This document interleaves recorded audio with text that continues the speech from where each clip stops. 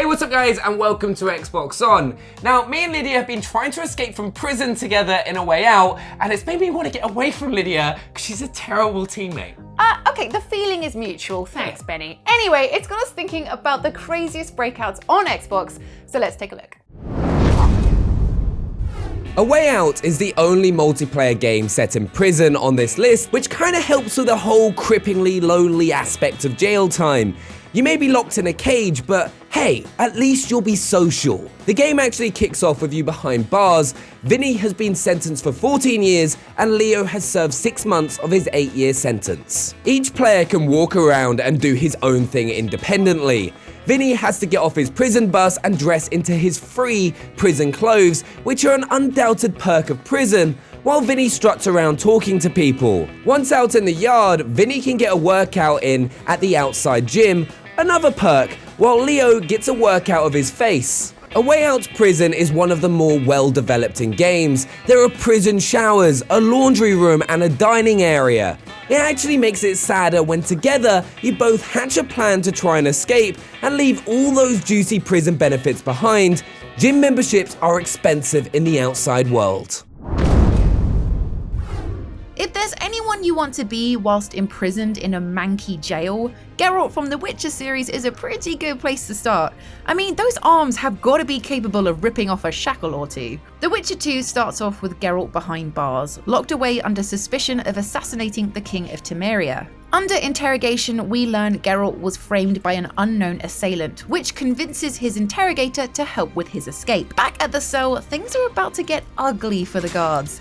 A little side note for them, you should probably stop antagonizing Geralt. You know, the guy who's capable of killing with nothing but an icy stare? Always best to be nice to guys like that. You feel that fist in your face? Yeah, you totally deserve that. You're instructed to slink through the prison in the shadows without spilling blood, but where would be the fun in that?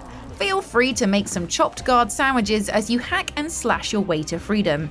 You will get a little telling off when you get out, but rules were made to be broken. Hey, they locked you up for a crime you didn't commit. They earned that sword in the face. Waking up in solitary confinement is never good.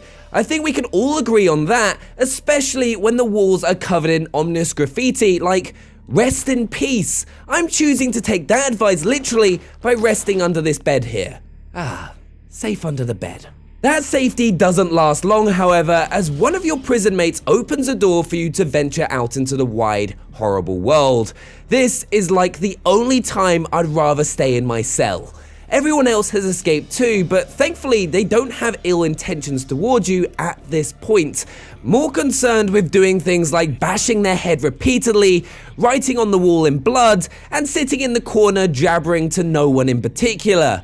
Hey, whatever helps you cope, I guess. I prefer a crossword. I'm joking about it, but if I was actually here in real life, in a prison block where all the doors are all open and the prisoners are as violent as they are crazy, I would be shrieking constantly. I'm gonna go hide under the bed again until all this blows over. You start off your Dishonored adventure in Coldridge Prison, unjustly banged up for a crime you didn't commit. There's only one option available. It's time to bust free, and bust open some heads in the process. Coldridge Prison is pretty damn rank. Rats will become your new roommate, and cockroaches your closest companions.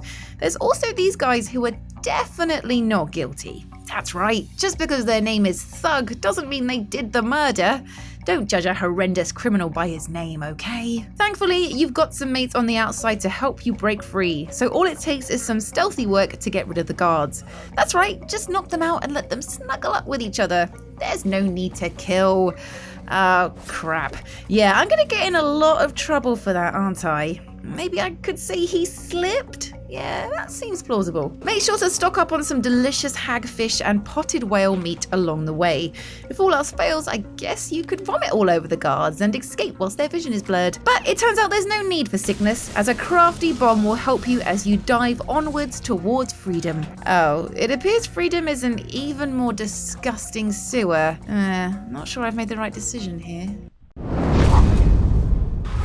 Half-Life 2's notorious prison of Nova Prospekt only got worse as time went on. It started life as a high-security penitentiary, meant for the region's baddest baddies. But then, as fascism crept in, ordinary citizens could wind up incarcerated here. Soon, you risk jail time for just being annoying. This right here, that's a life sentence. Nova Prospekt really ascended to the ranks of really awful places that you definitely don't want to visit when it started installing facilities to turn its prisoners into mindless servants called stalkers. Stalkers creep everyone out. Everything about Nova Prospekt screams, nope, not today thanks. Like, you enter the facility on what's called a razor train. There are these structures outside called thumpers, which are meant to scare away antlions. Oh, and there are antlions. Throughout the level, you have to contend with a swarm of antlions as they surge into the facility. Who left all these holes in the walls? Because that's how you get antlions, guys. That is how you get antlions. Nova Prospekt is an all-round bad place, but hey, at least you can take comfort in the fact that there are so many bad things about it that these bad things often fight each other and you can escape in the chaos. Silver linings and all that. The Escapists has to be the quintessential prison game. I mean, it's literally a game about escaping from prisons, so it pretty much ticks every box. Whereas a lot of jails on this list will be dark, horrible places, some of the cells in the Escapists aren't actually that bad. I mean, I can only dream of having a gym and a separate room for my computer in my apartment. Now that's fancy living. The Escapists really bring charm and quirky humour to the idea of life behind bars. Follow your daily routine, from breakfast to working out to showering. Just don't look anyone directly in the eye and you'll be fine. Use free time to root through inmates' possessions, do favours for others, and inevitably make enemies in the process. Seriously, expect to spend a lot of time seeing stars. Using your crafting skills to fashion makeshift weapons and tools is the key to breaking free. But considering the adorable pixel graphics and all-you-can-eat breakfast, lunch and dinner, you may not want to leave. Oh wait, there's all those people beating me up again. Yeah, let's blow this joint. There are just certain people you don't want to lock up, because they're going to escape straight away. One of them would have been the great magician Houdini. Another is really thin people because they can fit through the bars. The best example though is super spy Sam Fisher. When he's stuck in Ellsworth Federal Penitentiary in Splinter Cell Double Agent, you can practically set a countdown timer on how long it takes him to break out. Squeezing through a hole hidden behind a poster in an excellent nod to Shawshank Redemption, Sam is up and crouch walking around Ellsworth in less than a minute. But there's to be no heartwarming Morgan Freeman voiceover or crawling through a river of sewage here. It's more about hacking mainframes, picking locks, and choking out guards who really should have known better than to stand in between Sam Fisher and freedom. The mission ends with Sam hitching a ride on a chopper. It's been a fairly straightforward escape, to be honest, which is great because I don't want to see a great United States hero like Fisher locked up, because it'd be like giving community service to Captain America. It just shouldn't happen.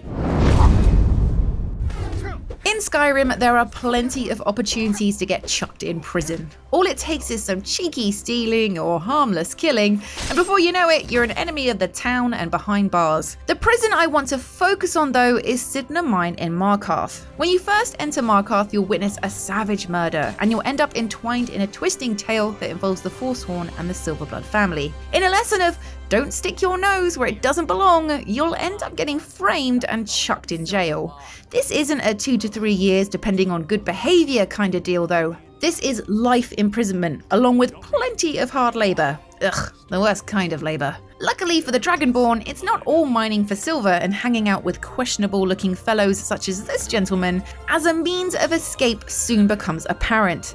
It's your decision, however, whether you side with the Forsworn or with the Silverblood family. Personally, I'm all about siding with the Forsworn. I mean, this epic battle feels like the most dramatic prison breakout ever. Plus, everyone seems to leave you alone, so you can innocently walk away and leave the fighting to them. Me? A coward? How dare you?